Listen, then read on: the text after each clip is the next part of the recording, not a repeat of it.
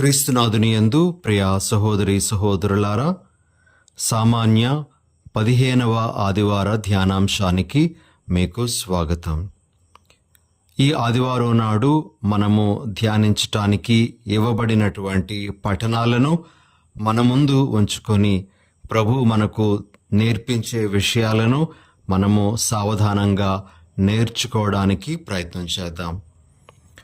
మొదటిగా మనము ఈరోజు 2వ పఠనం గురించి కొన్ని విషయాలను మనము ధ్యానిద్దాం. 2వ పఠనము పౌలు గారు ఎఫెసీయులకు రాసినటువంటి లేఖ 1వ అధ్యాయము 3 నుండి 14 వరకు ఉన్న వచనాల నుండి గ్రహింపబడినటువంటిది. ఈ వాక్య భాగంలో క్రైస్తవ జీవిత ఔన్నత్యం గురించి పౌలు గారు మనకు బోధిస్తూ ఉన్నారు.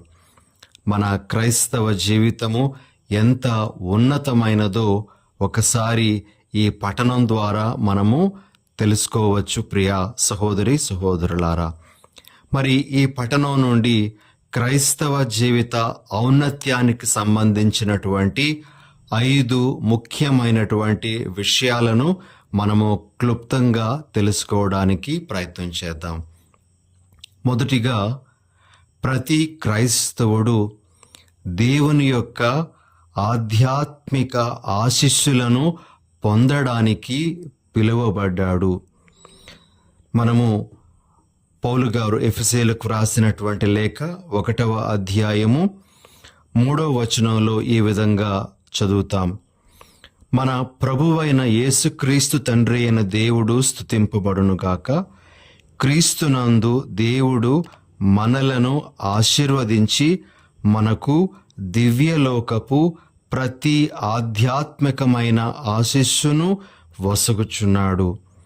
ప్రియ సహోదరి సహోదరులారా, దేవుని యొక్క అనేకమైనటువంటి ఆశీస్సులను పొంద అర్హతను ప్రతి క్రైస్తవుడు కూడా సంపాదించుకుంటూ ఉన్నాడు.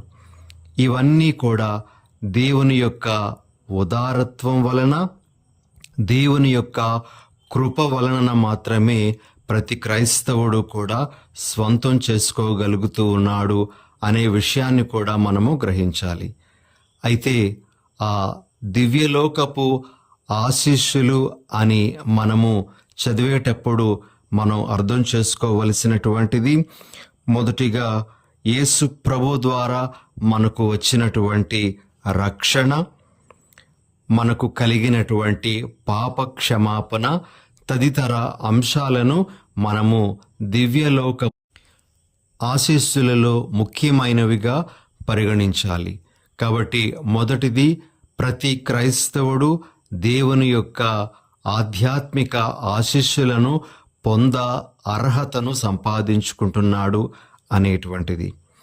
ఇక 2వ విషయం, క్రైస్తవ ఔన్నత్యానికి సంబంధించి పౌలు గారు మనకు తెలియజేస్తున్నటువంటిది ఏమిటి అంటే, ప్రతి క్రైస్తవుడు పవిత్రుడుగా నిర్దోషిగా జీవించడానికి ఎన్నుకోబడినటువంటి వాడు అని. ఎఫెసీయులకు రాసిన లేఖ 1వ అధ్యాయము 4వ వచనంలో మనము ఈ విధంగా చదువుతాం. ఆయన ఎదుట మనము పవిత్రులముగాను నిర్దోషులముగాను ఉండుటకు లోక సృష్టికి పూర్వమే ఆయన మనలను క్రీస్తునందు తన వారినిగా ఎన్నుకొనెను. ప్రియ సహోదరి సహోదరులారా, ప్రతి క్రైస్తవుడు పవిత్రంగా జీవించటానికి, నిర్దోషిగా జీవించటానికి పిలువబడినటువంటి వాడు అనే విషయాన్ని పౌలు గారు మనకు గుర్తు చేస్తూ, మన మీద ఎలాంటి గొప్ప బాధ్యత ఉంచబడిందో మనకు తెలియజేస్తూ ఉన్నారు. ఇది కూడా మన క్రైస్తవ ఔన్నత్యాన్ని మనకు ఎరుకపరిచేటువంటి విషయమే. ఈ సందర్భంలో పౌలు గారు తెస్సలోనిక ప్రజలకు వ్రాసినటువంటి మొదటి లేఖ 4వ అధ్యాయము 7వ వచనంలో ఈ విధంగా మనం చదువుతాం. అపవిత్రత యందు జీవింపుమని దేవుడు మనలను పిలువలేదు, పవిత్ర జీవమును గడుపుమనియే ఆయన పిలుపు. కాబట్టి ప్రియా సహోదరి సహోదరులారా, 2వ విషయం, క్రైస్తవ ఔన్నత్యానికి సంబంధించినది ఏమిటి అంటే, మనము పవిత్రంగాను నిర్దోషులంగాను జీవించటానికి పిలువబడ్డాం అనేటువంటిది.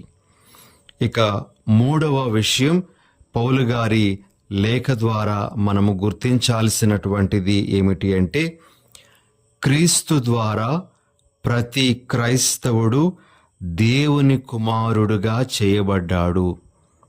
ప్రతి క్రైస్తవుడు దేవుని కుమారుడుగా క్రీస్తునందు మారుతూ ఉన్నాడు అనేటువంటి విషయం.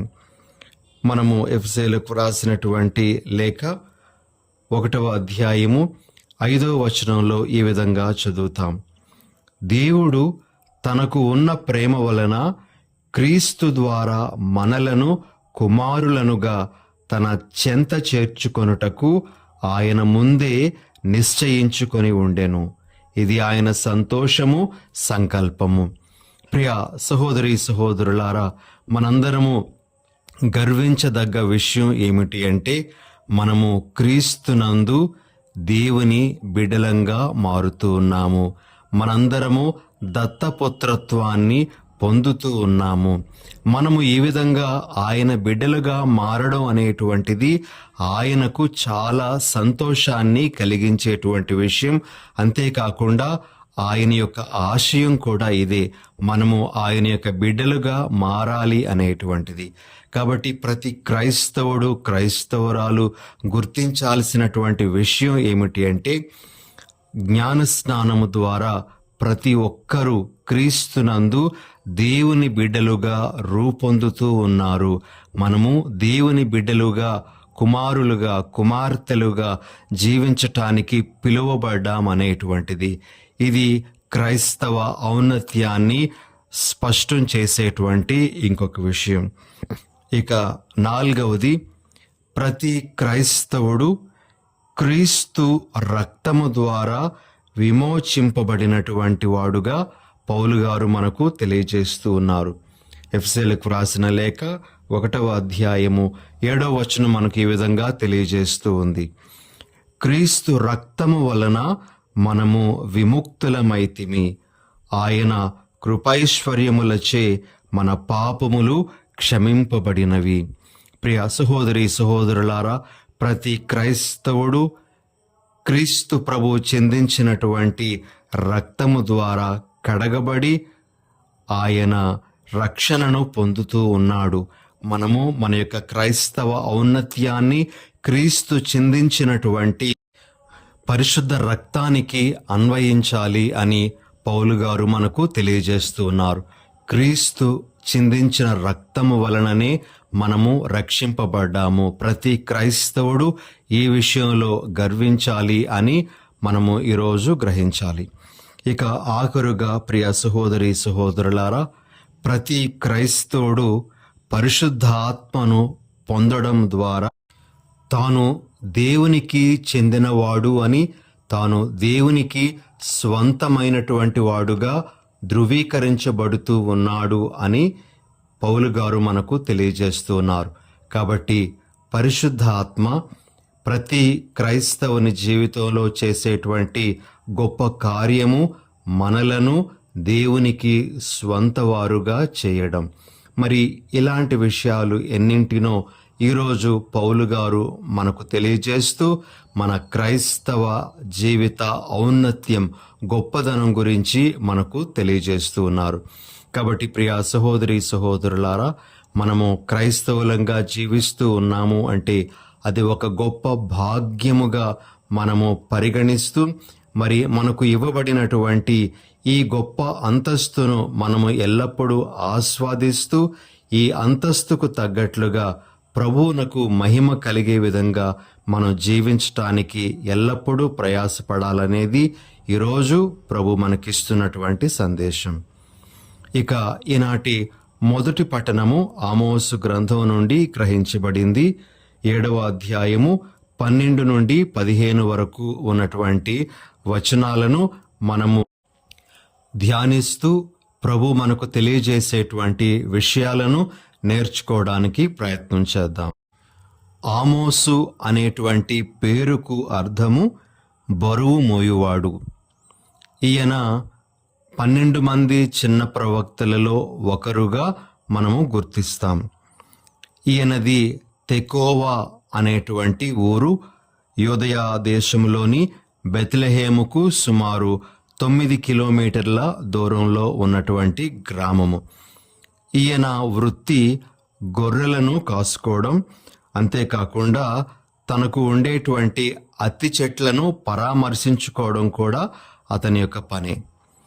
అతని యొక్క కుటుంబంలోని వారెవరూ కూడా ప్రవక్తలు కారు, ప్రవక్తల కుటుంబానికి చెందినవాడు కాడు. అయితే దేవుడు ఒకనాడు ఆయనను పిలిచి, ఇదిగో నీవు ఈ యూదయా దేశము నుండి ఇజ్రాయేలు దేశానికి వెళ్ళి అక్కడ నా సందేశాన్ని ప్రజలకు వినిపించు అని ఉత్తర దేశమైనటువంటి ఇజ్రాయేలునకు పంపించడం జరుగుతుంది. ఆమోసు ప్రవక్త తన పరిచర్యను ప్రారంభిస్తూ అక్కడ ధనికులు చేస్తున్నటువంటి అరాచకాలను, అన్యాయాలను ఖండిస్తూ దేవుని యొక్క సందేశాలను వారికి వినిపించడం జరుగుతూ ఉంది.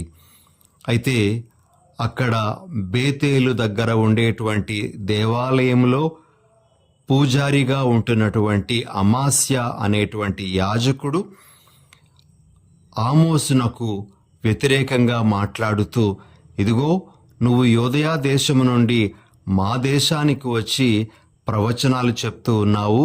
నువ్వు నీ దేశానికి వెళ్ళి అక్కడ నీ పొట్టకోడు సంపాదించుకో, ఇక్కడ ప్రవచించాల్సినటువంటి అవసరం లేదు అని చెప్పి ప్రవక్త యొక్క ప్రవచనాలను తిరస్కరించడం జరుగుతుంది.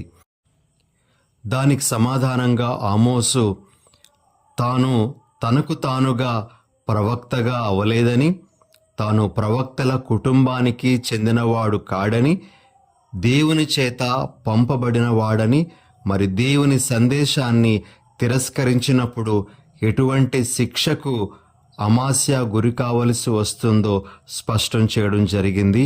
ప్రియ సహోదరి సహోదరులారా, ఇదే మనము ఈరోజు ఆలకించినటువంటి మొదటి పఠన సారాంశం. అయితే ఇక్కడ మనము ఆమోసు నుండి నేర్చుకోవలసినటువంటి ఒక ముఖ్యమైనటువంటి విషయం ఏమిటి అంటే, దేవుడు తన పని కోసం ఆమోసును పంపించినప్పుడు అతడు ఆ బాధ్యతను శిరస వహించడం మాత్రమే కాకుండా ఆ బాధ్యతను నెరవేర్చడంలో ఎదురయ్యేటువంటి ప్రతి ఆటంకాన్ని కూడా అధిగమించగలిగాడు, వాటిని ఎదుర్కొనగలిగాడు. ప్రియ సహోదరి సహోదరులారా, ఈనాడు మనము దేవుని పనిలో ఉండేటప్పుడు అనేకమైనటువంటి ఆటంకాలు ఎదురవుతూ ఉండగా దేవుడిచ్చేటువంటి శక్తితో వాటిని మనము అధిగమించటానికి ప్రయత్నం చేయాలి అని ప్రభు మనకు ఆమోసు ప్రవక్త ద్వారా ఒక విలువైన సందేశాన్ని అందిస్తూ ఉన్నారు. మరి మనము కుటుంబీకులముగా కూడా దేవుని యొక్క కార్యములో నిమగ్నులైనటువంటి వారమే. ఈ బాధ్యతలు నెరవేర్చే క్రమంలో కూడా మనకు అనేకమైనటువంటి ఆటంకాలు ఎదురవ్వచ్చు. అయినప్పటికీ కూడా మనము దేవుడిచ్చే శక్తితో మన బాధ్యతలను మనం చక్కగా నెరవేర్చుకుంటూ వెళ్ళాలి అనేది ప్రభు మనకు ఈరోజు కుటుంబీకులుగా అందిస్తున్నటువంటి ఒక ముఖ్యమైనటువంటి సందేశం. ఇక ఈనాటి సువార్త పఠనంలో మార్కు సువార్త 6వ అధ్యాయము 7 నుండి 13 వరకు ఉన్న వచనాలలో యేసు ప్రభు సువార్త ప్రకటన కొరకు తన 12 మంది శిష్యులను వివిధ ప్రాంతాలకు పంపించడం గురించి మనం ఆలకిస్తూ ఉన్నాం. ఈ పట్టణంలోని కొన్ని విషయాలను మనము ధ్యానించటానికి ప్రయత్నం చేద్దాం.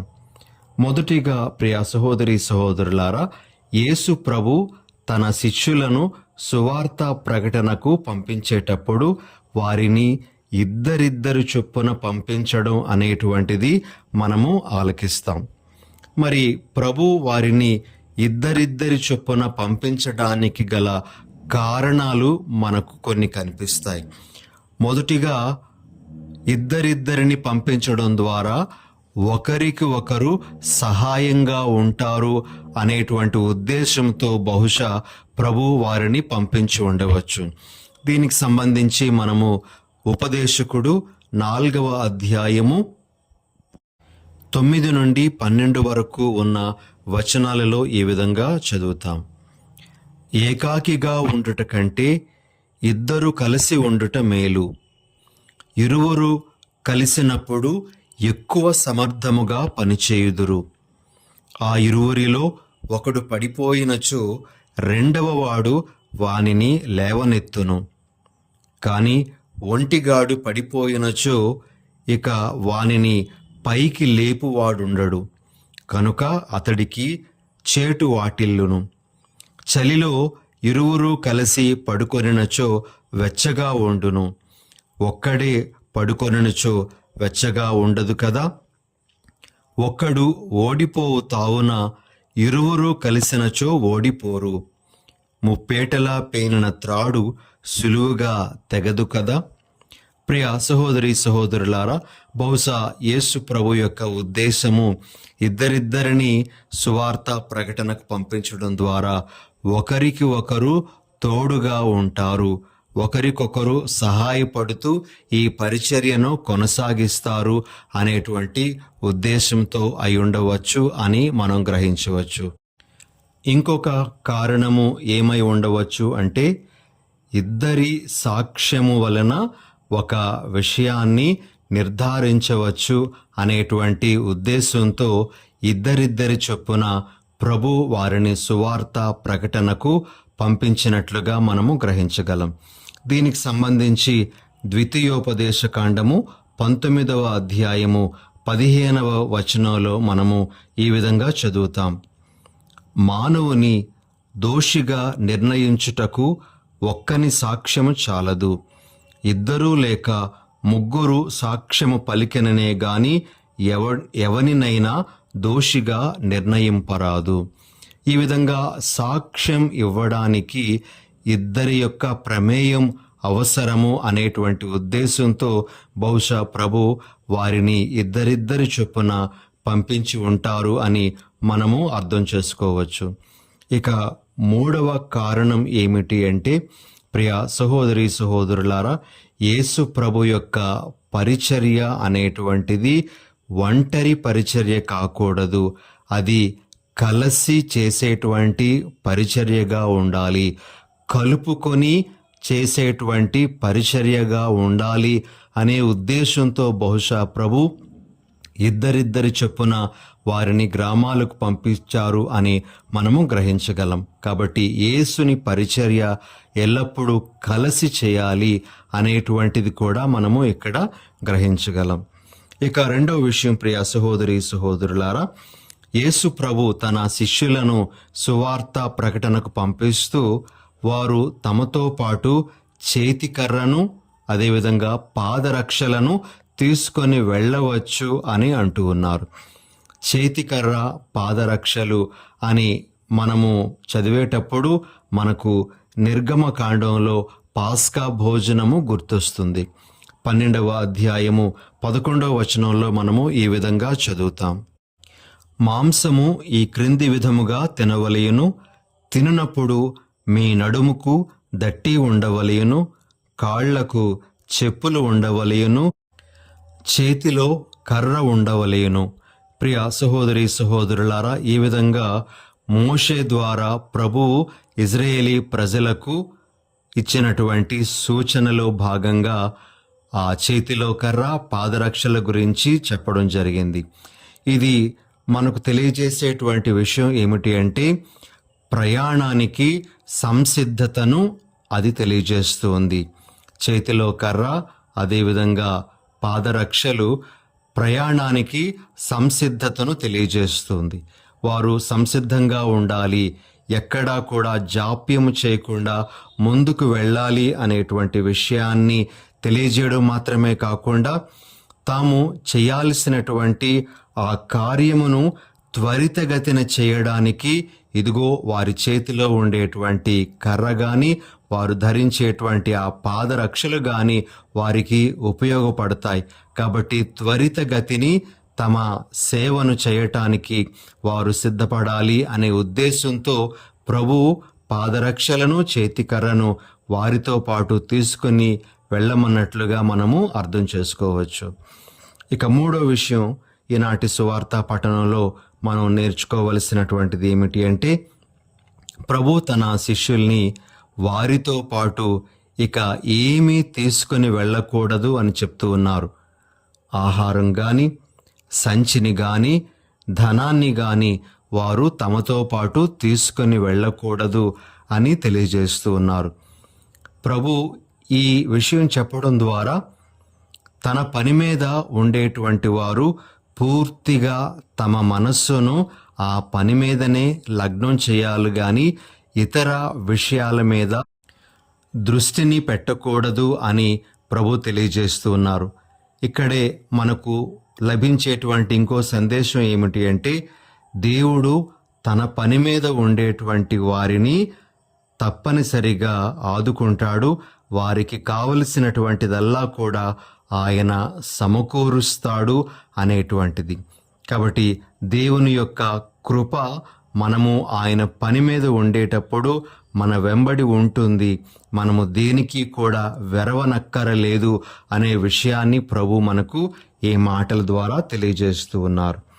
ఆఖరుగా ప్రియ సహోదరి సహోదరులారా, యేసు ప్రభు శిష్యులను సువార్త ప్రకటనకు పంపించేటప్పుడు వారిని బోధించమని, పిశాచములను పారద్రోలమని, రోగులకు స్వస్థతను చేకూర్చమని తెలియజేస్తూ పంపిస్తూ ఉన్నారు. ఇవన్నీ ఒక విధంగా యేసు ప్రభు యొక్క పరిచర్యలోని భాగాలే. ప్రభు తన పరిచర్యనే కొనసాగించమని ఆ శిష్యులకు తెలియజేస్తూ ఉన్నారు. ప్రతి శిష్యుడు గుర్తించాల్సినటువంటి విషయం ఏమిటి అంటే, తాను ఏదైనా సేవ చేస్తూ ఉన్నప్పుడు అది యేసు పరిచర్యలో భాగము అని గుర్తించాలి. ఏ వ్యక్తి కూడా తన స్వంతంగా ఏ పరిచర్యను చేయడు. యేసు పరిచర్యనే అతడు కొనసాగిస్తాడు. తాను చేసే ప్రతి పరిచర్య కూడా యేసు పరిచర్యతో సంబంధము కలిగినటువంటిదై ఉండాలి. తన స్వంతంగా ఎటువంటి పరిచర్యకు తావు ఇవ్వకూడదు అనేది ఇక్కడ మనము గ్రహించాల్సినటువంటి విషయం. ప్రతి పరిచర్య కూడా యేసు ప్రభు యొక్క పరిచర్యతో గాఢమైనటువంటి సంబంధం కలిగినటువంటిదై ఉండాలి అని ప్రభు మనకు నేర్పిస్తున్నారు. ఈ విధంగా ప్రియ సహోదరి సహోదరులారా, యేసు ప్రభు తన శిష్యులకు అనేక సూచనలు చేస్తూ వారిని సువార్త ప్రకటనకు పంపిస్తూ ఉన్నారు. ఈరోజు మనందరము గ్రహించాల్సిన విషయం ఏమిటి అంటే, దివ్య బలి పూజలో పాల్గొనేటువంటి మనందరము చివరిన గురువు మనతో సమాధానంతో వెళ్ళి క్రీస్తు ప్రేమలో జీవించండి అని మనలను కూడా పంపిస్తూ ఉన్నారు.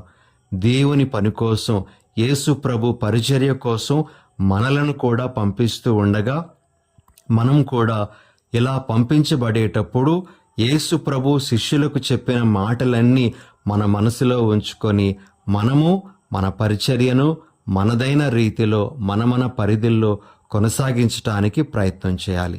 ఆ పరిచర్య, మనం చేసేటువంటి కార్యములన్నీ కూడా యేసు జీవితానికి దగ్గర సంబంధం కలిగినటువంటివై ఉండాలి. ఇలాంటి జాగ్రత్తలతో మన క్రైస్తవ జీవితాన్ని మనం కొనసాగించాలి అని ఈనాటి పఠనము మనకు బోధిస్తూ ఉంది.